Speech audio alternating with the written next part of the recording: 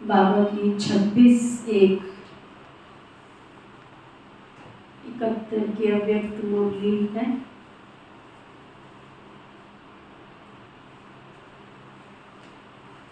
जिम्मेवारी उठाने के फायदे।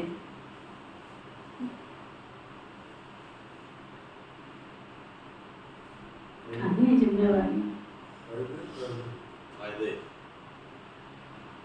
उठानी है, ये नहीं होता नहीं।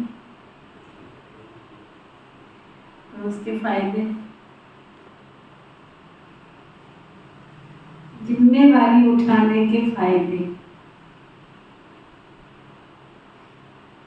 तुम बच्चे हो विश्व को परिवर्तन करने वाले,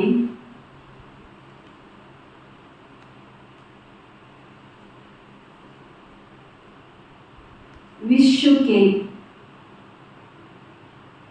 आधारभूत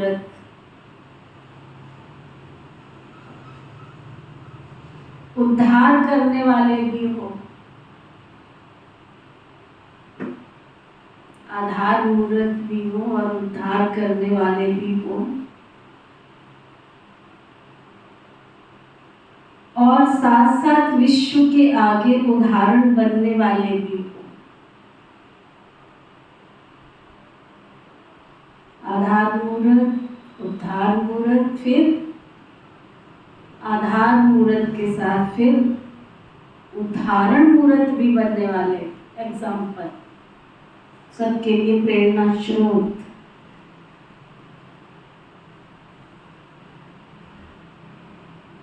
जो आधार मूर्त होते हैं उनके ऊपर ही सारी जिम्मेवारी रहती है।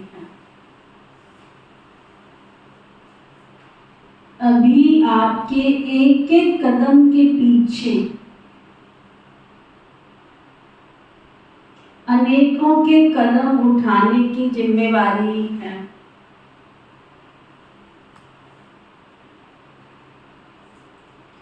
पहले साकार रूप फॉलो फादर के रूप में सामने था, ब्रह्मा बाबा सामने थे। अभी आप लोग निमित्त मूर्तियां हो। बाबा की सोच देखो, बाबा ने शब्द क्या यूज किया? मूर्तियां। हमारी भावना है इतनी ऊंची।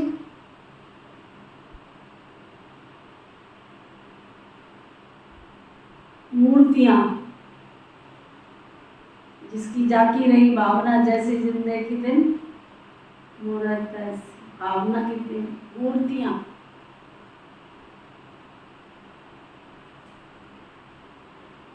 तो ऐसे समझो कि जैसे जिस रूप से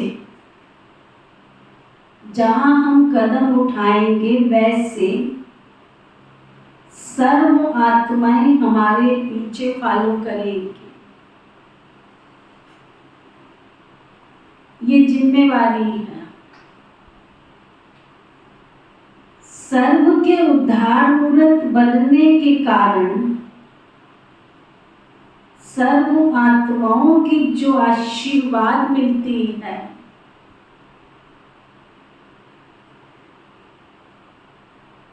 सर्व का उद्धार करने के कारण सर्व आत्माओं की जो आशीर्वाद मिलती है,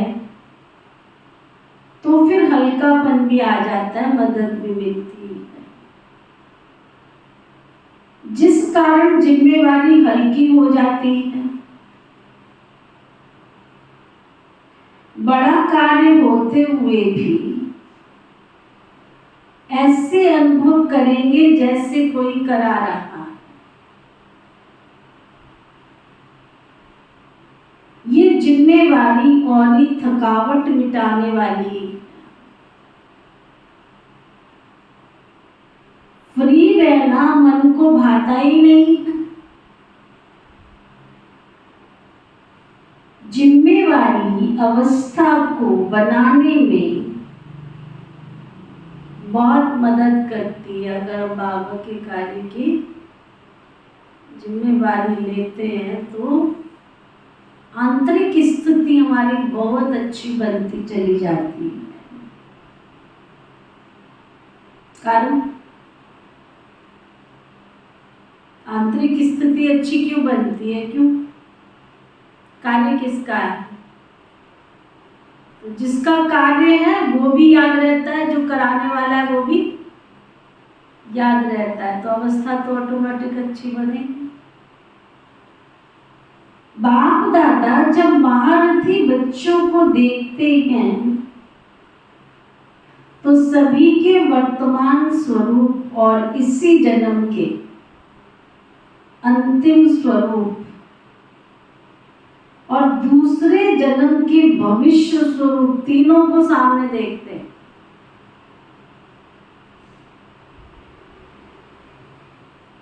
वर्तमान भी, अंतिम भी और भविष्य भी। आप लोगों को ये फीलिंग स्पष्ट रूप में आती है कि हम ये बनने वाले, हम ताजधारी व तखतधारी होंगे क्या? ऐसी फीलिंग आती है। आगे चल ये भी अनुभव करेंगे। जैसे साकार रूप में प्रत्यक्ष अनुभव किया ना, कर्मातीत अवस्था भी स्पष्ट थी और भविष्य स्वरूप की स्मृति भी स्पष्ट थी। भविष्य संस्कार इस स्वरूप में प्रत्यक्ष दिखाई देते थे। तो आप सभी ऐसे अनुभव करेंगे जैसे कि बस ये शरीर छोड़ा और ये बस तैयार हो गए। बुद्धिबल द्वारा इतना स्पष्ट अनुभव होगा कि अभी दिन प्रतिदिन अपनी सर्विस से, अपने सहयोगीपन से और अपने संस्कारों को मिटाने की शक्ति से अपने अंतिम स्वरूप और भविष्य को जान जाएंगे। पहले कहते थे ऐसा समय आएगा जो नजदीक वाले और दूर वाले स्पष्ट दिखाई देंगे। कौन हमारे साथ सत्युग में नजदीक होगा, कौन दूर होगा? पहले दादियां साफ कहती थी ये हमारे कुल का, ये हमारे कुल का नहीं, ये हमारे साथ रहने वाला है, ये हमारे दूर रहने वाला है, साफ बोलती थी, साफ बस। लेकिन अब वो समय चल रहा है जो दैवी परिवार की आत्माएं भी समझ सकती है कौन कौन समीप रतन है। जिनको जितना समीप आना है वह सर्कमस्टेंसेस अनुसार भी इतना समीप आएंगे। उनकी परिस्थितियां ऐसी बन जाएंगी जो ऑटोमेटिक अपने आप दूर होते भी नजदीक हो जाएंगे, नजदीक वाले दूर चले जाएंगे। जिनको कुछ दूर होना है तो सर्कमस्टेंसेस भी बीच में निमित्त बन जाएंगे, जो चाहते हुए भी आ नहीं सकेंगे। कोशिश करेंगे हम नजदीक पहुंचे लेकिन पहुंच नहीं पाएंगे। ये सभी भविष्य का साक्षात्कार, अभी प्रैक्टिकल सर्विस चल रही है। अपने भविष्य को जानना अब कोई मुश्किल नहीं है। हरेक को व्यक्तिगत अपने लिए भी कोई विशेष प्रोग्राम रखना चाहिए। जैसे सर्विस आदि के और प्रोग्राम बनाते हो वैसे सवेरे से लेकर रात तक बीच बीच में कितना और कैसे अपनी याद की यात्रा पर अटेंशन रखने के लिए प्रोग्राम रख सकते हो। ये डायरी बनानी चाहिए। अमृत वेले ही याद का प्लान बनाना चाहिए। समझो आप लोग कोई स्थूल कार्य आदि में बिजी रहते हो, लेकिन उसमें भी थोड़े समय के लिए जैसे नियम बांधा हुआ हो याद में रहने का, उस समय दूसरे को भी 2-3 मिनट के लिए स्मृति दिलाओ कि अभी हमारा ये कार्य है, आप भी याद में रहो।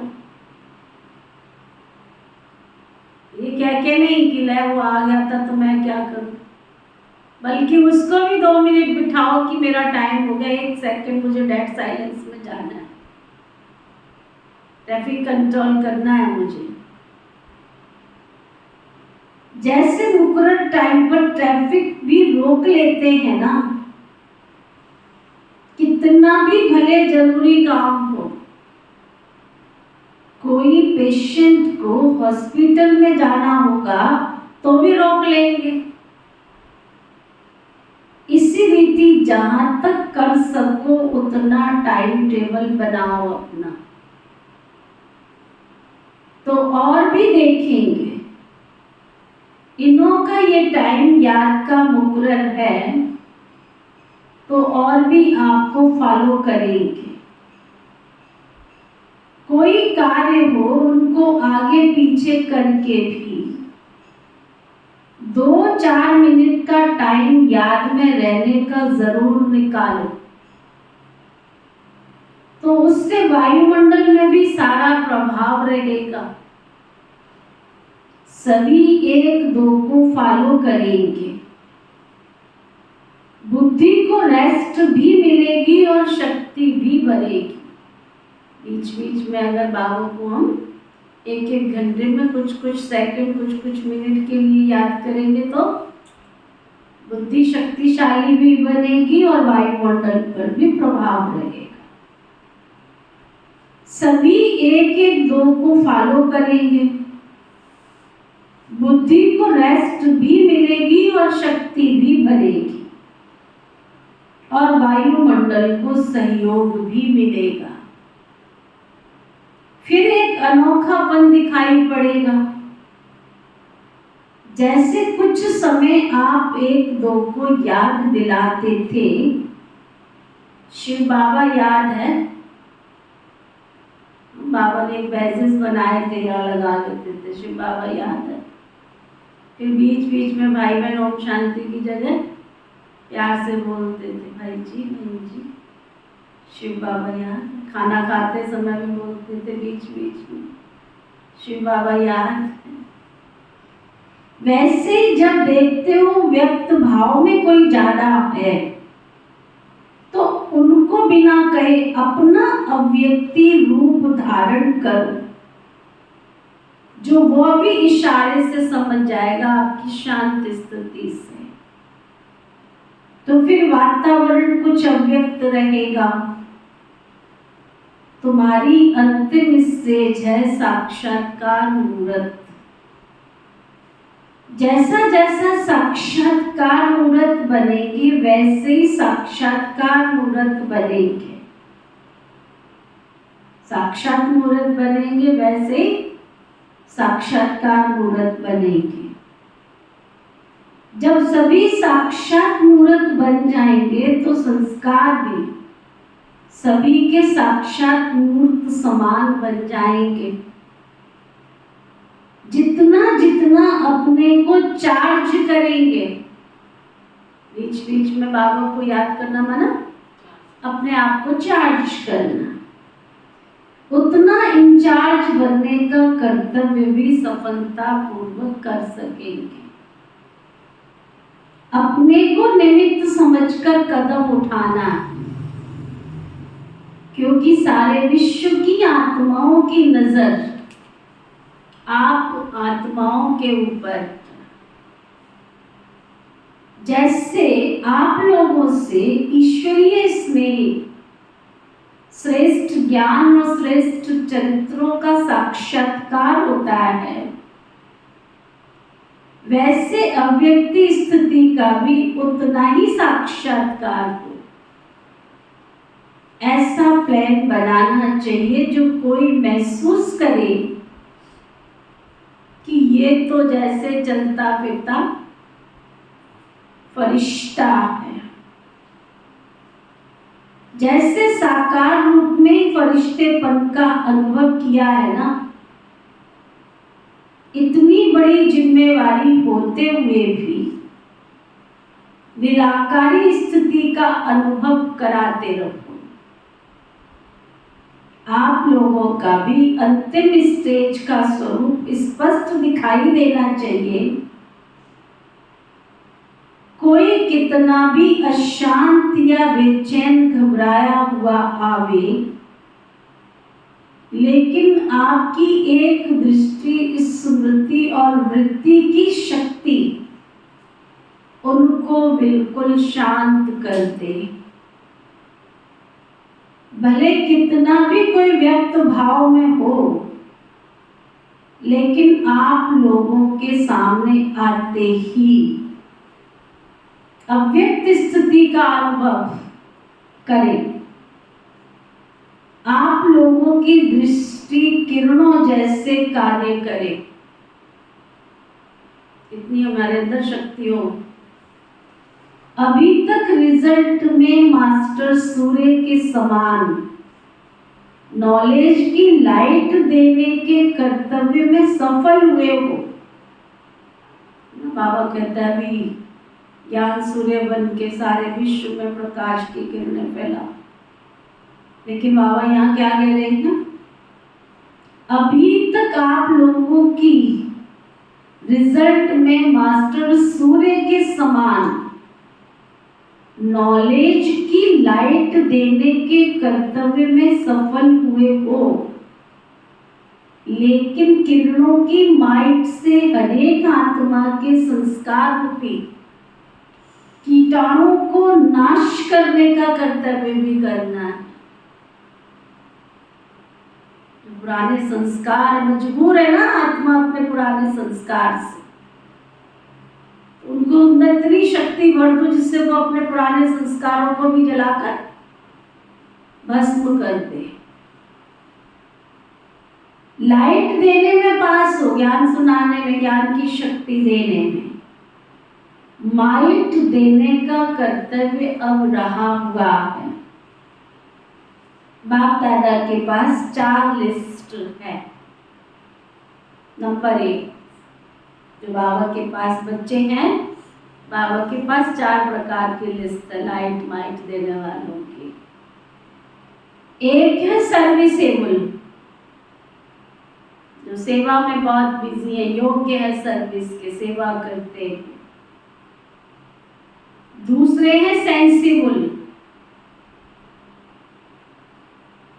समझदार, हर कार्य बहुत युक्ति युक्त समझदारी से करते हैं। और तीसरे हैं सक्सेसफुल, सफलता मूर्त, सेवा करते हैं, युक्ति से चलते हैं, फिर उसमें सफल भी होते हैं। और चौथे हैं वैल्यूएबल, अपनी योग्यता के अनुसार अपनी वैल्यू को कायम रखते हैं, बना के रखते हैं। सक्सेसफुल भी सब नहीं होते हैं, वैल्यू भी सब नहीं होते, वैल्यूएबल भी सब नहीं होते हैं। कोई अपने गुणों से, चरित्रों से वैल्यूएबल बन जाते हैं। आप ज्ञान कितना सुना रहे हो, सेवा कितनी कर रहे हो, इससे वैल्यूएबल नहीं बनते हो। ज्ञान और सेवा करने के साथ साथ आपके गुण, आपकी विशेषताएं आपका जीवन वैल्यूएबल बनाती है। आपके साथ खालीपन महसूस हो किसी को, ये व्यक्ति योग्य है, कोई सेवा आए सामने तो उसकी विशेषता के अनुसार याद आता है, ये कर सकता है, ये योग्य है। लेकिन बाबा कह रहे कोई आप अपने गुणों से, चरित्रों से वैल्यूएबल बन जाते हैं, लेकिन सर्विस के प्लानिंग में सक्सेसफुल नहीं होते। हर एक अपने चार्ट को जान सकते हो, देखना है हमारा किस लिस्ट में नाम होगा। कोई कोई का चारों में ही नाम है, कोई का 2 में, कोई का 3 में, कोई का 1 में। वैल्यूएबल का मुख्य गुण ये होता है कि जो उसको स्वयं में भी अपने समय की, संकल्प की और सर्विस की वैल्यू होती है। इसलिए उनके संकल्प, शब्द व उसके द्वारा जो सर्विस होती है उसकी और भी दूसरे लोग जो उसके संपर्क में वो भी वैल्यू रखते हैं। ड्रामा अनुसार उनकी वैल्यू हो जाती है, सेवा से, उनके चरित्र से, उनके गुणों से। सभी उनको वैल्यूएबल की दृष्टि से देखते हैं। सर्विसेबल फर्स्ट है या सेंसिबल फर्स्ट है, दोनों की अपनी अपनी विशेषता है। सेंसिबल की प्लानिंग बुद्धि ज्यादा होगी, जो समझदार होंगे वो कुछ ना कुछ प्लानिंग करेंगे, कौन सा कार्य कैसे करना है। लेकिन प्रैक्टिकल में लाने की विशेषता कम होगी। प्लानिंग बुद्धि अच्छी होगी परंतु उस कार्य को प्रैक्टिकल कर सके वो क्षमता, वो योग्यता नहीं। और सर्विसेबल जो होता है वो प्लानिंग कम करता है लेकिन प्रैक्टिकल में आने का उसमें विशेष गुण होता है। कोई में सेंस भी होता है, कोई में सर्विसेबल भी गुण होता है। इस स्थापना के कर्तव्य में दोनों ही आवश्यक है। उनका संकल्प, प्लान जो चलता है उससे भविष्य बनता है, उनका कर्म बनता है। कोई भविष्य की योजना बनाए तो उसका भविष्य बनता है, कोई प्रैक्टिकल सेवा करता है तो उसके कर्म से उसका भविष्य बनता है। अधिक प्रभाव इसका रहता है और सफलता मुहूर्त का फिर व्यक्ति, सफलता मुहूर्त का फिर अव्यक्ति स्थिति के आधार पर परिणाम निकलता है। जितना कार्य करते उस कार्य से बोझ से न्यारे, बोझ के साथ कार्य नहीं करना। बाबा की याद में अव्यक्ति स्थिति में कोई कोई का प्लान भी चलता है, प्रैक्टिकल भी करते हैं लेकिन सफलता कम होती है। योजनाएं भी अच्छी बनाते हैं, कार्य भी करते हैं परंतु सफलता कम होती है। सर्विसेबल हो सकते लेकिन सफलता मुहूर्त सभी नहीं हो सकते। कोई को ड्रामा अनुसार जैसे सफलता का वरदान प्राप्त होता है ना, कोई मेहनत नहीं करते फिर भी चढ़ते जा रहे ऊपर सीढ़ी। उनको मेहनत कम करनी पड़ती है, सहज ही सफलता मिल जाती है। ये भी ड्रामा में हर एक का अपना पार्ट। कोई हाथ भी नहीं लगाते फिर भी सोना होता चला जाता है। जहां पैर रखते हैं वहीं पर देवी मंदिर बन जाता है, जहां जाते वही यादगार कायम हो जाती है। अच्छा, टीचर्स तो है ही टीचर्स। टीचर्स को सदैव ये स्मृति में रहना चाहिए कि टीचर बनने से पहले वो स्टूडेंट हो। स्टूडेंट स्मृति से स्टडी याद रहेगी। जब स्वयं स्टडी करेंगे तो औरों को भी स्टडी करा सकेंगे। स्टूडेंट लाइफ न होने के कारण औरों को भी स्टूडेंट नहीं बना सकेंगे। बाबा की हम अव्यक्त मुरली 1-1.5 साल से सुन रहे हैं, आपस में पढ़ रहे, कोई सुने ना सुने, हमने सुननी है, हमने अपनी आत्मा को पढ़ाना है। आज क्लास में कितने बैठे हैं और कई पढ़ने के बाद भी लाभ ले रहे हैं ना। अगर मैं स्टडी करूंगी तो दूसरों को भी स्टडी कराने के योग्य बन पाऊंगी। स्टूडेंट लाइफ न होने के कारण फिर औरों को भी स्टूडेंट नहीं बना सकेंगे। जब खुद को ही पढ़ने का शौक नहीं है, खुद को ही बाबा की मुरली से प्यार नहीं है, खुद ही योगा अभ्यास नहीं करते हैं, तो दूसरों का कैसे कराएंगे। वातावरण को बदलने के लिए अपने को सदैव समझना चाहिए कि मैं मास्टर सूर्य हूं। सूर्य का कर्तव्य क्या होता है? एक तो रोशनी देना, दूसरा कीचड़े को खत्म कर देना। कोई योग करे ना करे, हमने शाम को नुमा शाम योग करना ही करना है। आज देखो 1 2 4 जो भी है करते ही है ना, कोई करे ना करे, हमारा नियम है हमने करना है, हमारा नियम है हमने सेल्फ स्टडी करनी है। तो बाबा क्या कहते, क्या बन जाते? सूर्य। सूर्य क्या करता है? सूर्य की 2 निशानी होती है। क्या होती है? एक तो रोशनी देना, दूसरा कीचड़े को खत्म करना। तो सदैव ये समझना चाहिए कि मेरी चलन रूपी किरणों से ये दोनों कर्तव्य होते हैं।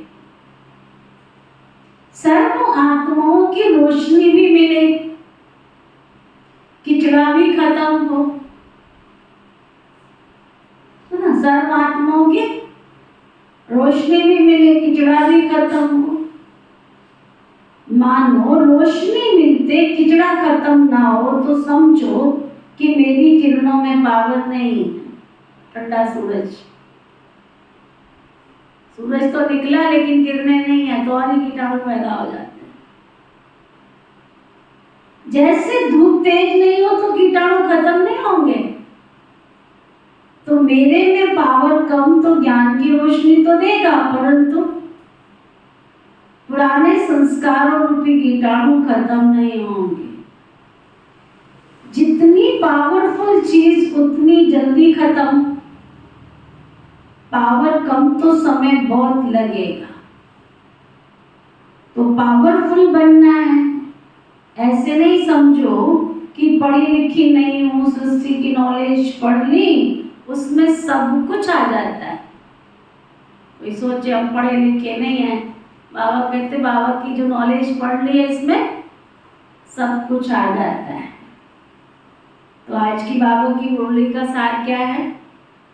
जितना अपने को चार्ज करेंगे उतना इंचार्ज बनने का कर्तव्य सफलता पूर्वक कर सकेंगे। अपने को निमित्त समझकर कदम उठाना है, क्योंकि सारे विश्व की आत्माओं की नजर आप आत्माओं के ऊपर है। देख रही है दुनिया तुमको सारी, तुम पर बड़ी जिम्मेवारी। ओके, ओम शांति शांति।